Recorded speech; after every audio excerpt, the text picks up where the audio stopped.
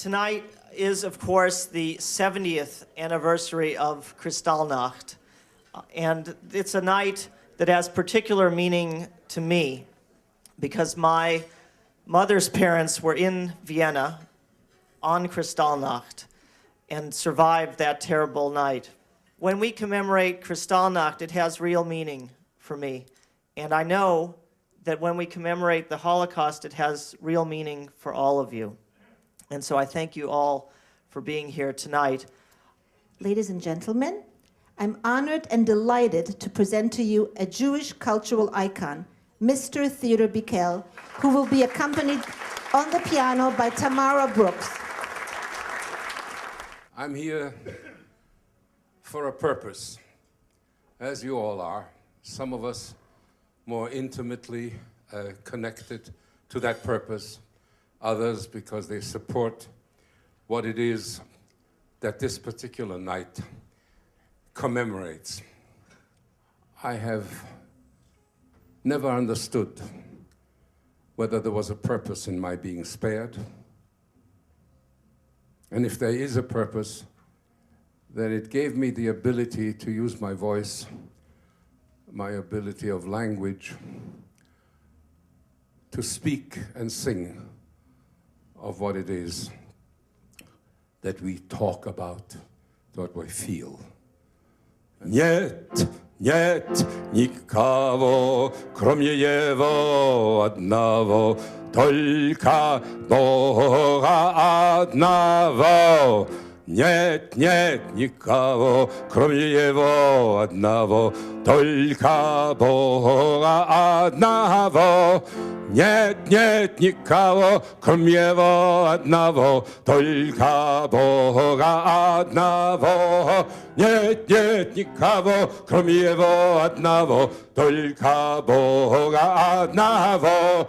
Нет, нет, не боюсь никого, только Бога одного. Нет, нет, не боюсь никого, только Бога одного. Нет, нет, не боюсь никого, только Бога одного. Нет, нет, не боюсь кого, только Бога одного.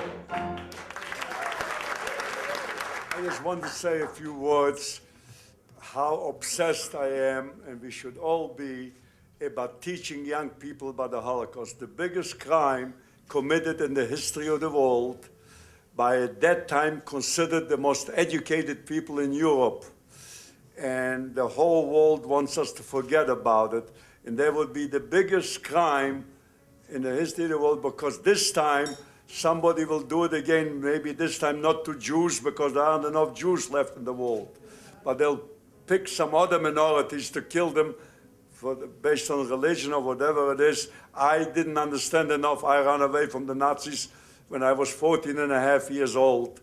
And I was lucky my father made the decision to send us away, me and my younger brother, because children had a better chance to escape than adults. And that's how I survived. And the reason I'm talking to you, because you'll probably be bothered about giving us money for the museum.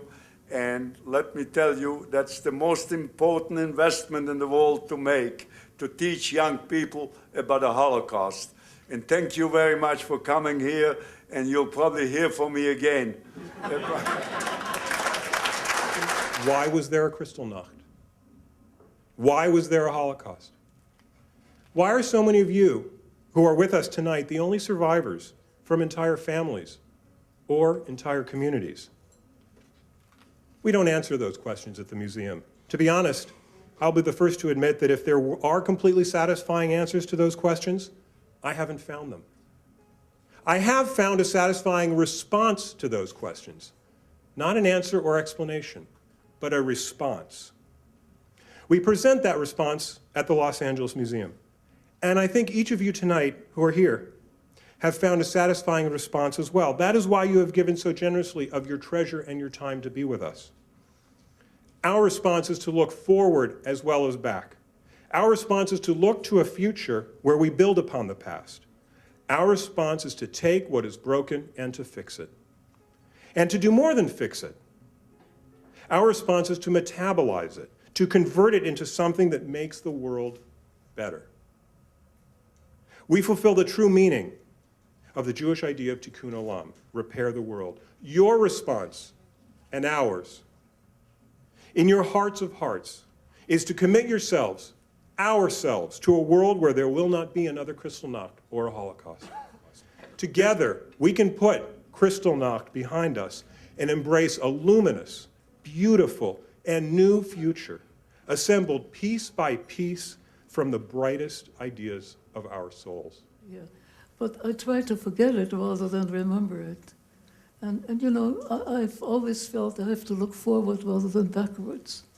And I think I could not have, you know, it destroys people if they look backwards to such horrible things. However, I think it's good to remember some of it. Hearing all the stories told by friends and family that survived in the Holocaust, I felt that it would be very meaningful to devote my time to learning about the event the Jews had to go through. I'm so honored to be here as the Student of the Year for the museum.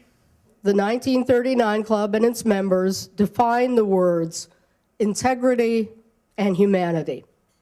They have taught our students what they can never learn from a book, even one written by Shaw Friedlander, that one can not only survive the worst brutality of which mankind is capable, but can retain one's humanity. To relive their Shoah experiences with our students and others, as so many members of the 1939 Club have done, in the belief that we can truly learn from them, testifies not only to their humanity, but to their belief in ours. Connecting on a personal level is extremely important when learning about the Shoah. The number of 6 million victims is impossible to grasp, yet it is possible to connect to a story, a voice, a face. When one considers a life at a time, or a family at a time, one begins to gain the sense of horrific loss and the possibilities that were never realized. Those are things that we do.